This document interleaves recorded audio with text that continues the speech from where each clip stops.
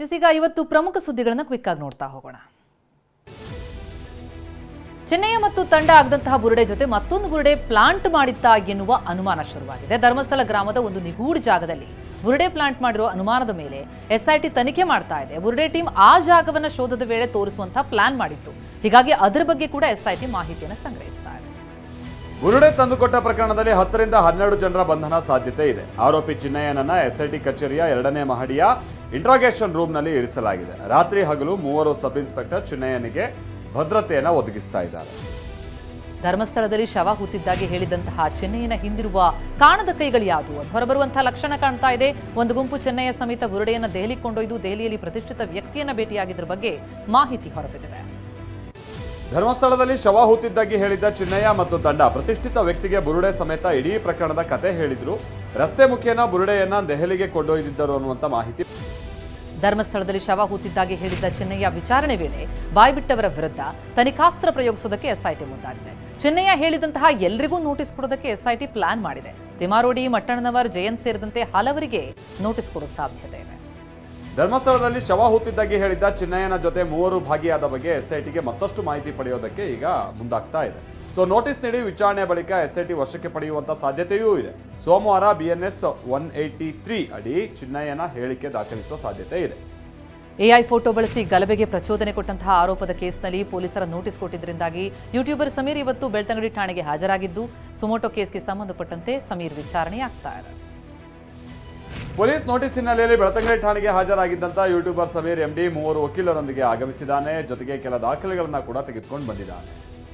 ಪೊಲೀಸರ ಕರ್ತವ್ಯಕ್ಕೆ ಅಡ್ಡಿ ಪ್ರಕರಣಕ್ಕೆ ಸಂಬಂಧಪಟ್ಟಂತೆ ಬೆಳ್ತಂಗಡಿ ಪೊಲೀಸ್ ಠಾಣೆಯಲ್ಲಿ FIR ದಾಖಲಾಗಿದೆ. ಈ ಪ್ರಕರಣಕ್ಕೆ ಸಂಬಂಧಪಟ್ಟಂತೆ ಬೆಳ್ತಂಗಡಿ ಪೊಲೀಸರು ಮಹೇಶ್ ಶೆಟ್ಟಿ ತಿಮ್ಮಾರೋಡಿಗೆ ವಿಚಾರಣೆಗೆ ಬನ್ನಿ ಅಂತ ನೋಟಿಸ್ ಕೊಟ್ಟಿದ್ದಾರೆ. ಬುರುಡೆ ಪ್ರಕರಣದ ರೂವಾರಿ ಪೊಲೀಸ್ ಕಸ್ಟಡಿ ಸೇರಿದ ಬೆನ್ನಲ್ಲೇ ಸುಜಾತಾ ಭಟ್ಗೆ ಈಗ ನಡುಕ ಶುರುವಾಗಿದೆ. ಸುಳ್ಳು ಕೇಸ್ ಕೊಟ್ಟ ಸುಜಾತಾ ಭಟ್ ಅವರ 40 ವರ್ಷಗಳ ಟೈಮ್ ಲೈನ್ ತಯಾರಿಸಿರುವ ಎಸ್ಐಟಿ ವಿಚಾರಣೆಗೂ ಮೊದಲೇ ಲಾಕ್ ಮಾಡೋದಕ್ಕೂ ಪ್ಲಾನ್ ಮಾಡಿದೆ. ಮುಂದಿನ ವಿಚಾರಣೆ ವೇಳೆ ಟೈಮ್ ಲೈನ್ ಮುಂದಿಟ್ಟು ಪ್ರಶ್ನಿಸೋದಕ್ಕೆ ಪ್ಲಾನ್ ಮಾಡಿದೆ. ಹೊರದೇಶದಿಂದ ಹಣ ಬೆಂಬಲದ ಬಗ್ಗೆ NIA ತನಿಖೆಯಾಗಬೇಕು ಅಂತ ಬೆಂಗಳೂರಿನಲ್ಲಿ ಬಿಜೆಪಿ ಶಾಸಕ ಅಶ್ವಥ್ ನಾರಾಯಣ್ ಹೇಳಿದ್ದಾರೆ. ಎಸ್ಐಟಿ ರಚನೆಯಾಗಿತ್ತು, ಅನುಮಾನ ಆಪಾದನೆಗಳಿದ್ವು, ಪ್ರತಿಪಕ್ಷವಾಗಿ ನಾವು ಸ್ವಾಗತ ಮಾಡಿ ಸತ್ಯಾಸತ್ಯತೆ ಹೊರತನ್ನಿ ಅಂತ ಹೇಳಿದ್ವಿ ಅಂತ ಹೇಳಿದ್ದಾರೆ.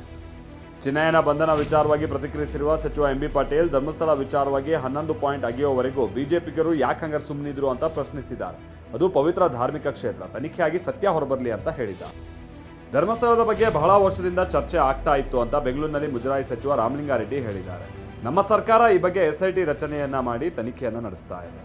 ಇದೀಗ ಪ್ರಕರಣಕ್ಕೆ ಒಂದು ಸ್ಪಷ್ಟತೆ ಬಂದಿದೆ ಅಂತ ತಿಳಿಸಿದ್ದಾರೆ. ಧರ್ಮಸ್ಥಳ ಕೇಸ್ ಬಗ್ಗೆ NIA ತನಿಖೆಯಾಗಬೇಕು ಅನ್ನೋದು ಬಿಜೆಪಿ ನಾಯಕರ ಆಗ್ರಹ. ಇದಕ್ಕೆ ಯಾದಗಿರಿಯಲ್ಲಿ ಪ್ರತಿಕ್ರಿಯಿಸಿರುವ ಲೋಕೋಪಯೋಗಿ ಸಚಿವ ಸತೀಶ್ ಜಾರಕಿಹೊಳಿ, ಧರ್ಮಸ್ಥಳ ವಿರುದ್ಧ ಷಡ್ಯಂತ್ರ ಬಗ್ಗೆ NIA ತನಿಖೆಯಾದ್ರೆ ಏನೂ ತಪ್ಪಿಲ್ಲ ಅಂತ ಹೇಳಿದ್ದಾರೆ. ಧರ್ಮಸ್ಥಳದ ವಿರುದ್ಧ ಅಪಪ್ರಚಾರ ಮಾಡಿದ್ದಾರೆ ಅಂತ ಬೆಂಗಳೂರಿನ ಫ್ರೀಡಂ ಪಾರ್ಕ್ನಲ್ಲಿ ಬೃಹತ್ ಸಮಾವೇಶ ನಡೆಸಲಾಯಿತು. ಧರ್ಮ ಸಂರಕ್ಷಣಾ ಸಮಾವೇಶದಲ್ಲಿ ವಚನಾನಂದ ಶ್ರೀಗಳು, ಚಕ್ರವರ್ತಿ ಸೂಲಿಬೆಲೆ, ಸಾವಿರಾರು ಹಿಂದೂ ಪರ ಕಾರ್ಯಕರ್ತರು ಭಾಗಿಯಾಗಿದ್ದರು. ನಕಲಿ ಹೋರಾಟಗಾರರ ಬಂಧನ ಆಗಬೇಕು ಅಂತ ಆಗ್ರಹಿಸಿದರು. ಆರೋಪಿ ಚಿನ್ನಯ್ಯ ಬಂಧನ ಬೆನ್ನಲ್ಲೇ ಧರ್ಮಸ್ಥಳಕ್ಕೆ ಬರುತ್ತಿರುವಂತಹ ಭಕ್ತರ ಸಂಖ್ಯೆಯಲ್ಲಿ ಏರಿಕೆಯಾಗಿದ್ದು, ಶವಶೋಧ ವೇಳೆ ಭಕ್ತರ ಸಂಖ್ಯೆ ಕೊಂಚ ಇಳಿಕೆಯಾಗಿತ್ತು. ಅಪಪ್ರಚಾರ ಮಾಡಿದವರ ವಿರುದ್ಧ ಕ್ರಮ ಆಗಲಿ ಅಂತ ಭಕ್ತರು ಹೇಳಿದ್ದಾರೆ. ಅಕ್ರಮ ಆನ್ಲೈನ್ ಬೆಟ್ಟಿಂಗ್ ನಡೆಸಿರುವ ಆರೋಪದಲ್ಲಿ ಕಾಂಗ್ರೆಸ್ ಶಾಸಕ KC ವೀರೇಂದ್ರ ಪಪ್ಪಿಯನ್ನ ನಿನ್ನೆ ಬಂಧಿಸಲಾಗಿದೆ. ಇವತ್ತು ಪಪ್ಪಿಯನ್ನ ಅಧಿಕಾರಿಗಳು ಜಡ್ಜ್ ಮುಂದೆ ಹಾಜರುಪಡಿಸಿದ್ರು. 4 ದಿನ ಪಪ್ಪಿಯನ್ನ ED ಕಸ್ಟಡಿಗೆ ನೀಡಲಾಗಿದೆ. RSS ಗೀತೆ ಹಾಡಿದ ತಕ್ಷಣ DKಯನ್ನ ಬಿಜೆಪಿ CM ಮಾಡ್ತಾರೆ ಅಂತಂದ್ರೆ, ನಾನು ನಮ್ಮ ಶಾಸಕರು ಹಾಡ್ತೇವೆ, ನಮಗೆ CM ಮಾಡ್ತಾರಾ? ನಮ್ಮ ಅಧ್ಯಕ್ಷರು ಸಂಸ್ಕೃತ ಎಕ್ಸ್ಪರ್ಟ್, ಬಿಜೆಪಿಗೆ ಕೌಂಟರ್ ಕೊಡೋದಕ್ಕೆ ಸಂಸ್ಕೃತ ಕಲಿಯೋದು ತಪ್ಪಿಲ್ಲ, ನನಗೂ RSS ಗೀತೆ ಪರಿಚಯ ಇದೆ, ಹಾಡಬೇಕು ಅಂತಿಲ್ಲ ಅಂತ ಸಚಿವ ಸತೀಶ್ ಜಾರಕಿಹೊಳಿ ಹೇಳಿದ್ದಾರೆ. RSS ಗೀತೆಯನ್ನ ಧ್ವಜ ಇಟ್ಕೊಂಡು ಹೇಳಬೇಕು, ಎಲ್ಲೆಂದ್ರಲ್ಲಿ ಅಲ್ಲ. RSS ಮೇಲೆ ಗೌರವ ಇಟ್ಕೊಂಡು ಹೇಳ್ಬೋದು. RSS ಪಕ್ಷಾತೀತ, ನಮಗೆ ಮಾತ್ರ ಸೀಮಿತ ಅಲ್ಲ. DK ಶಿವಕುಮಾರ್ಗೆ RSS ಬಗ್ಗೆ ಒಳ್ಳೆ ಭಾವನೆ ಇದೆ, ಒಳ್ಳೇದು ಮಾತನಾಡಿದ್ದಾರೆ, ಅದಕ್ಕೆ ಸ್ವಾಗತ ಅಂತ ಬಿಜೆಪಿ ಶಾಸಕ ಅಶ್ವಥ್ ನಾರಾಯಣ್ ಹೇಳಿದ್ದಾರೆ. ಪ್ರಬುದ್ಧ ಮತ್ತು ಸಮೃದ್ಧ ಭಾರತಕ್ಕಾಗಿ ಪ್ರತಿ ಪ್ರಜೆಯೂ RSSಗೆ ತಾಕಿದ ಗಾಳಿ ಸೋಕಬಾರದು ಎಂಬ ಪ್ರತಿಜ್ಞೆ ಕೈಗೊಳ್ಳಬೇಕು. ಜನಾಂಗೀಯ ದ್ವೇಷ, ವರ್ಣಾಶ್ರಮದ ಕ್ರೌರ್ಯ, ನಾಜಿ ಮನುವಾದಗಳನ್ನೇ ನರನಾಡಿ ರಕ್ತಗಳಲ್ಲಿ ಪ್ರವಹಿಸಿಕೊಂಡ RSS ಎಂಬ ವಿಷಕಾರಿ ಸಂಘಟನೆ ಕಾಂಗ್ರೆಸ್ಗೆ ಎಂದಿಗೂ ಶತ್ರು ಅಂತ ಪ್ರಿಯಾಂಕ್ ಖರ್ಗೆ ಟ್ವೀಟ್ ಮಾಡಿದ್ದಾರೆ. ಕಾಂಗ್ರೆಸ್ನಲ್ಲಿ ವಾಲ್ಮೀಕಿ ಸಮುದಾಯವನ್ನ ಟಾರ್ಗೆಟ್ ಮಾಡಿದ್ದಾರೆ ಅಂತ ಹೇಳೋಕ್ಕಾಗಲ್ಲ. KN ರಾಜಣ್ಣ ಹೈಕಮಾಂಡ್ ಬಳಿ ತೆರಳಿ ಏನಾಗಿದೆ ಅಂತ ಕನ್ವಿನ್ಸ್ ಮಾಡಬೇಕಿದೆ. ರಾಜಣ್ಣ ಅವರು ಯಾವಾಗ ಟೈಮ್ ತೆಗೆದುಕೊಂಡು ಹೋಗ್ತಾರೋ ಅವ್ರಿಗೆ ಬಿಟ್ಟಿದ್ದು ಅಂತ ಯಾದಗಿರಿಯಲ್ಲಿ ಸಚಿವ ಸತೀಶ್ ಜಾರಕಿಹೊಳಿ ಹೇಳಿದ್ದಾರೆ. ಶಾಸಕ ಬಸನಗೌಡ ಪಾಟೀಲ್ ಯತ್ನಾಳ್ ವಿರುದ್ಧ ಅವಹೇಳನ ಪ್ರಕರಣಕ್ಕೆ ಸಂಬಂಧಪಟ್ಟಂತೆ ವಿಡಿಯೋ ಹರಿಬಿಟ್ಟ ಆರೋಪಿಯನ್ನ ಕೊಪ್ಪಳ ಕನಕಗಿರಿ ಪೊಲೀಸರು ಬಂಧಿಸಿದ್ದಾರೆ. ಮುಸಲಾಪುರ ಗ್ರಾಮದ ಹುಸೇನಿ ಬಂಧಿತ ಆರೋಪಿ. ವಿಡಿಯೋ ವೈರಲ್ ಹಿನ್ನೆಲೆ ಗ್ರಾಮದಲ್ಲಿ ಉದ್ವಿಗ್ನ ಸ್ಥಿತಿ ನಿರ್ಮಾಣ ಆಗಿತ್ತು. ಯತ್ನಾಳ್ ಬೆಂಬಲಿಗರು ಆರೋಪಿ ವಿರುದ್ಧ ಕಿಡಿಕಾರಿದರು. ದಸರಾ ಉದ್ಘಾಟನೆಗೆ ಸಾಹಿತಿ ಭಾನು ಮುಷ್ತಾಕ್ ಆಯ್ಕೆ ಮಾಡಿದ್ದಕ್ಕೆ ಮಾಜಿ ಸಂಸದ ಪ್ರತಾಪ್ ಸಿಂಹ ತಕರಾರು ತೆಗೆದಿದ್ದಾರೆ. ಮುಸ್ಲಿಮರು ಅನ್ನೋ ಕಾರಣಕ್ಕೆ ನಾನು ಅಪಸ್ವರ ಎತ್ತುತ್ತಿಲ್ಲ. ಧಾರ್ಮಿಕ ಸಂಕೇತವಾದ ದಸರಾ ಉದ್ಘಾಟನೆಗೆ ಭಾನು ಮುಷ್ತಾಕ್ ಹೇಗೆ ಸೂಕ್ತ ವ್ಯಕ್ತಿ ಆಗ್ತಾರೆ? ಭಾನು ಮುಷ್ತಾಕ್ಗೆ ತಾಯಿ ಚಾಮುಂಡಿ ಮೇಲೆ ನಂಬಿಕೆ ಇದೆಯಾ ಅಂತಾನೂ ಪ್ರಶ್ನೆ ಮಾಡಿದ್ದಾರೆ. ತುಮಕೂರಿನಲ್ಲಿ ನಡೀತಾ ಇರುವಂತಹ ಡಿಸಿಸಿ ಬ್ಯಾಂಕ್ ಚುನಾವಣೆ ಮಾಜಿ ಸಚಿವ ಕೆಎನ್ ರಾಜಣ್ಣಗೆ ಪ್ರತಿಷ್ಠೆಯ ಕಣವಾಗಿದೆ. ಡಿಸಿಸಿ ಬ್ಯಾಂಕ್ನ ಕೇಂದ್ರ ಕಚೇರಿಯಲ್ಲಿ ಮತದಾನ ನಡೀತಾ ಇದೆ. ಕಳೆದ 15 ವರ್ಷಗಳಿಂದಲೂ ರಾಜಣ್ಣ ಬೆಂಬಲಿಗರ ಅವಿರೋಧವಾಗಿ ಆಯ್ಕೆಯಾಗ್ತಾ ಇದ್ರು. ಇದೇ ಮೊದಲ ಬಾರಿಗೆ ಚುನಾವಣೆ ಆಗ್ತಾ ಇದೆ.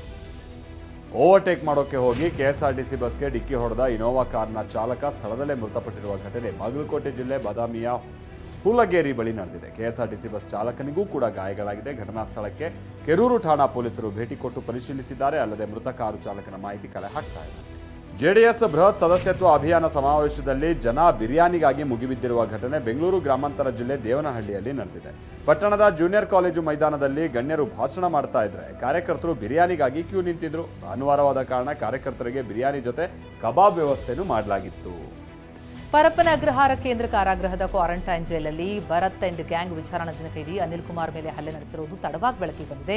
ಚೂಪಾದ ಆಯುಧದಿಂದ ಹಲ್ಲೆ ಮಾಡಲಾಗಿದೆ. ಗಾಯಾಳು ಅನಿಲ್ಗೆ ಜೈಲಿನ ಆಸ್ಪತ್ರೆಯಲ್ಲಿ ಚಿಕಿತ್ಸೆ ಕೊಡಲಾಗಿದ್ದು ಭರತ್ ಸೇರಿ 8 ಮಂದಿ ವಿರುದ್ಧ ಎಫ್ಐಆರ್ ಆಗಿದೆ.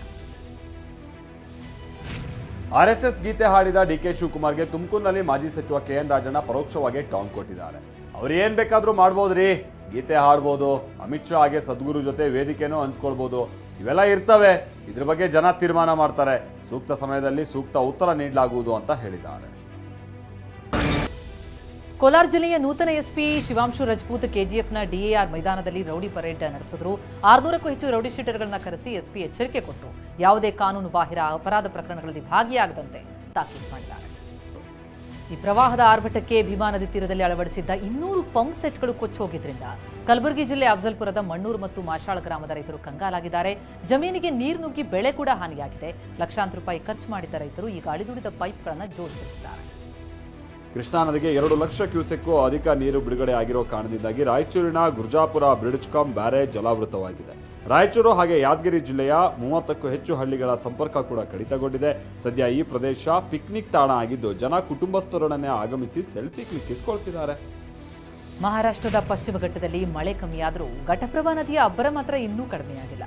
ಹಿಡ್ಕಲ್ ಡ್ಯಾಂನಿಂದ ಘಟಪ್ರಭಾ ನದಿಗೆ ನೀರು ಬಿಡುಗಡೆಯಾಗಿದ್ದರಿಂದ ಬೆಳಗಾವಿ ಜಿಲ್ಲೆ ಗೋಕಾಕ್ನ ಅಡಿಬಟ್ಟಿ ಗ್ರಾಮ ಜಲಾವೃತವಾಗಿದೆ. ಅಡಿಬಟ್ಟಿ ಸಂಪರ್ಕಿಸುವಂತಹ ರಸ್ತೆಯುದ್ದಕ್ಕೂ ಸಾವಿರಾರು ಎಕರೆ ಕಬ್ಬು ಮುಳುಗಡೆಯಾಗಿದೆ. ಮಹಾರಾಷ್ಟ್ರ ಬೆಳಗಾವಿ ಭಾಗದಲ್ಲಿ ಧಾರಾಕಾರ ಮಳೆ ಆದಂಥ ಕಾರಣದಿಂದಾಗಿ ಘಟಪ್ರಭಾ ನದಿಗೆ ಅಪಾರ ಪ್ರಮಾಣದ ನೀರು ಹರಿದು ಬಂದಿದೆ. ಹಿಡಕಲ್ ಜಲಾಶಯದಿಂದ ನೀರು ಬಿಡುಗಡೆಯಾದ ಕಾರಣದಿಂದಾಗಿ ಬಾಗಲಕೋಟೆಯ ಮುಧೋಳ ಯಾದವಾಡ ಸೇತುವೆ ಸಂಪೂರ್ಣವಾಗಿ ಜಲಾವೃತವಾಗಿದೆ. ಡ್ರೋನ್ ಕ್ಯಾಮೆರಾದಲ್ಲಿ ನದಿಯ ಭೋರ್ಗರೆತ ಸೆರೆಯಾಗಿದೆ. ಪಡಿತರ ಅಕ್ಕಿ ರಾಗಿ ಖರೀದಿಸ್ತಾ ಇದ್ದಂತಹ 2 ಬಾಲಕರನ್ನ ಮೈಸೂರಿನ ರಾಜ್ಕುಮಾರ್ ರಸ್ತೆಯಲ್ಲಿ ನಜರ್ಬಾದ್ ಪೊಲೀಸರು ವಶಕ್ಕೆ ಪಡೆದಿದ್ದಾರೆ. 114 ಕೆಜಿ ಅಕ್ಕಿ, 60 ಕೆಜಿ ರಾಗಿ, ಬೈಕ್ ಮತ್ತು ತೂಕ ಮಾಪನ ಯಂತ್ರವನ್ನ ಜಪ್ತಿ ಮಾಡಿದ್ದಾರೆ. ಬಾಲಕರನ್ನ ಹಿಡಿದು ಸ್ಥಳೀಯರೇ ಪೊಲೀಸರಿಗೆ ಒಪ್ಪಿಸಿದ್ದಾರೆ. ಬೆಂಗಳೂರು ಗ್ರಾಮಾಂತರ ದೇವನಹಳ್ಳಿ ತಾಲೂಕು ಆರೋಗ್ಯಾಧಿಕಾರಿ ಹೃದಯಾಘಾತದಿಂದ ಚೆನ್ನೈನ ಆಸ್ಪತ್ರೆಯಲ್ಲಿ ಚಿಕಿತ್ಸೆ ಫಲಿಸದೆ ಮೃತಪಟ್ಟಿದ್ದಾರೆ. ಮೃತ ಸಂಜಯ್ ಕಳೆದ 5 ವರ್ಷಗಳಿಂದ ತಾಲೂಕಿನ ವೈದ್ಯಾಧಿಕಾರಿಯಾಗಿದ್ದರು. ಕೊರೋನಾ ಕಾಲದಲ್ಲಿ ಜನಮನ್ನಣೆ ಗಳಿಸಿದ್ರು. ಖಾಸಗಿ ಕಾರ್ಯಕ್ರಮದ ನಿಮಿತ್ತ ಚೆನ್ನೈಗೆ ತೆರಳಿದ್ದಾಗ ಹೃದಯಾಘಾತ ಆಗಿದೆ. ಚನ್ನಪಟ್ಟಣ ಎಂಕೆ ದೊಡ್ಡಿ ಠಾಣೆಯಲ್ಲಿ ಆರೋಪಿ ಆತ್ಮಹತ್ಯೆ ಕೇಸ್ಗೆ ಸಂಬಂಧಪಟ್ಟ ಹಾಗೆ 4 ಪೊಲೀಸರನ್ನ ಬೆಂಗಳೂರು ದಕ್ಷಿಣ ಎಸ್ಪಿ ಶ್ರೀನಿವಾಸ್ ಗೌಡ ಅಮಾನತು ಮಾಡಿದ್ದಾರೆ. ಎಎಸ್ಐ ನಾಗರಾಜು, ಕಾನ್ಸ್ಟೇಬಲ್ಗಳಾದ ಲಕ್ಷ್ಮೀನಾರಾಯಣ, ಪ್ರತಾಪ ಹಾಗೆ ಸೋಮನಾಥ ಅಮಾನತಾದಂಥವರು. ಆಗಸ್ಟ್ 20ರಂದು ಕಳ್ಳತನ ಆರೋಪದಲ್ಲಿ ರಮೇಶ್ ಅನ್ನೋರನ್ನ ಬಂಧಿಸಲಾಗಿದ್ದು ಅವರು ಶೌಚಾಲಯದಲ್ಲೇ ಆತ್ಮಹತ್ಯೆ ಮಾಡಿಕೊಂಡಿದ್ದಾರೆ. ಪ್ರೀತ್ಸೆ ಅಂತ ಕೊಲೆ ಬೆದರಿಕೆ ಹಾಕಿದ್ದ ಪಾಗಲ್ ಪ್ರೇಮಿಯನ್ನ ಚಾಮರಾಜನಗರ ಜಿಲ್ಲೆ ಗುಂಡ್ಲುಪೇಟೆ ಪೊಲೀಸರು ಬಂಧಿಸಿದ್ದಾರೆ. ಆಯುಬ್ ಖಾನ್ ಬಂಧಿತ ಆರೋಪಿ ಮೈಸೂರಿನಲ್ಲಿ ಓದ್ತಾ ಇದ್ದ ವಿದ್ಯಾರ್ಥಿನಿಗೆ ಗುಂಡ್ಲುಪೇಟೆ ಬಸ್ ನಿಲ್ದಾಣದಲ್ಲಿ ಪ್ರೀತಿಸಬೇಕು ಅಂತ ಅವಾಚ್ಯವಾಗಿ ನಿಂದಿಸಿ ಕೊಲೆ ಬೆದರಿಕೆ ಹಾಕಿದ್ದಾನೆ. ವಿದ್ಯಾರ್ಥಿನಿ ದೂರು ಕೊಟ್ಟ ಮೇಲೆ ಎಫ್ಐಆರ್ ದಾಖಲಿಸಿ ಆರೋಪಿಯನ್ನು ಅರೆಸ್ಟ್ ಮಾಡಲಾಗಿದೆ. ಸಚಿವ ಮಧು ಬಂಗಾರಪ್ಪ ಹೆಸರಿನಲ್ಲಿ ಸರ್ಕಾರಿ ನೌಕರರಿಗೆ ವರ್ಗಾವಣೆ ಮಾಡಿಸ್ತೀನಿ ಅಂತ ವಂಚಿಸ್ತಾ ಇದ್ದ ವ್ಯಕ್ತಿಯನ್ನ ಶಿವಮೊಗ್ಗದ ಜಯನಗರ ಪೊಲೀಸರು ಬಂಧಿಸಿದ್ದಾರೆ. ರಘುನಾಥ್ ಎಂಬಾತ ಬಂಧಿತ ಆರೋಪಿ. ಕೈ ಮುಖಂಡ ಗಿರೀಶ್ ನೀಡಿರುವ ದೂರಿನ ಮೇರೆಗೆ ಪೊಲೀಸರು ಆರೋಪಿಯನ್ನ ಬಂಧಿಸಿದ್ದಾರೆ. ನ್ಯಾಯಾಂಗ ಬಂಧನದಲ್ಲಿರುವ ಆರೋಪಿಯನ್ನು ವಿಚಾರಣೆ ನಡೆಸಲಾಗ್ತಾ ಇದೆ. ಹಾಸನ ಜಿಲ್ಲೆ ಹೊಳೆನರಸೀಪುರದ ಹರಹಳ್ಳಿ ಬಳಿಯ ಹೇಮಾವತಿ ಎಡದಂಡೆ ನಾಲೆಯಲ್ಲಿ ಕಾರೊಂದು ಪತ್ತೆಯಾಗಿದೆ. ಅಗ್ನಿಶಾಮಕ ಸಿಬ್ಬಂದಿ ಹಾಗೆ ಪೊಲೀಸರು ನಾಲೆಯಿಂದ ಕಾರನ್ನ ಮೇಲೆತ್ತಿದ್ದಾರೆ. ನಿನ್ನೆ ರಾತ್ರಿ ನಾಲೆಗೆ ಕಾರ್ ಬಿದ್ದಿರೋದನ್ನು ನೋಡಿ ಸ್ಥಳೀಯರು ಪೊಲೀಸರಿಗೆ ಮಾಹಿತಿಯನ್ನು ನೀಡಿದ್ದರು. ಹೊಳೆನರಸೀಪುರ ನಗರ ಠಾಣಾ ವ್ಯಾಪ್ತಿಯಲ್ಲಿ ಘಟನೆ ನಡೆದಿದೆ. ಬಿಹಾರದ ಪೂರ್ಣಿಯಾದಲ್ಲಿ ಲೋಕಸಭಾ ವಿಪಕ್ಷ ನಾಯಕ ರಾಹುಲ್ ಗಾಂಧಿ ವೋಟರ್ ಅಧಿಕಾರ ಯಾತ್ರೆ ನಡೆಸಿದ್ದಾರೆ. ಆರ್ಜೆಡಿ ನಾಯಕ ತೇಜಸ್ವಿ ಯಾದವ್ ಜೊತೆಗೆ ಬೈಕ್ ಓಪನ್ ಕಾರಿನ ರ್ಯಾಲಿ ನಡೆಸಿ ಗಮನ ಸೆಳೆದಿದ್ದಾರೆ. ಸಾವಿರಾರು ಕಾರ್ಯಕರ್ತರು ರಾಹುಲ್ ಯಾತ್ರೆಯಲ್ಲಿ ಪಾಲ್ಗೊಂಡಿದ್ದರು. ದರ್ಶನ್ಗೆ ನೆಮ್ಮದಿ ಇಲ್ಲದೆ ಹೋದ್ರೂ ನೆಮ್ಮದಿಯಾಗಿರಬೇಕು ಅನ್ನೋ ಸಾಂಗ್ ಮಾತ್ರ ರಿಲೀಸ್ ಆಗಿದೆ. ಸೋಷಿಯಲ್ ಮೀಡಿಯಾದಲ್ಲಿ D company fans song release ಅನ್ನ ಮಾಡಿದ್ದಾರೆ. ಡೆವಿಲ್ ಚಿತ್ರದ ಈ ಹಾಡು ಕೇಳೋಕೆ ಫ್ಯಾನ್ಸ್ ಕಾತುರರಾಗಿದ್ದರು. ದರ್ಶನ್ ಜೈಲಲ್ಲಿ ಇರುವಂಥ ಸಂದರ್ಭದಲ್ಲೇ ಈ ಸಾಂಗ್ ರಿಲೀಸ್ ಆಗಿರೋದು ವಿಶೇಷ.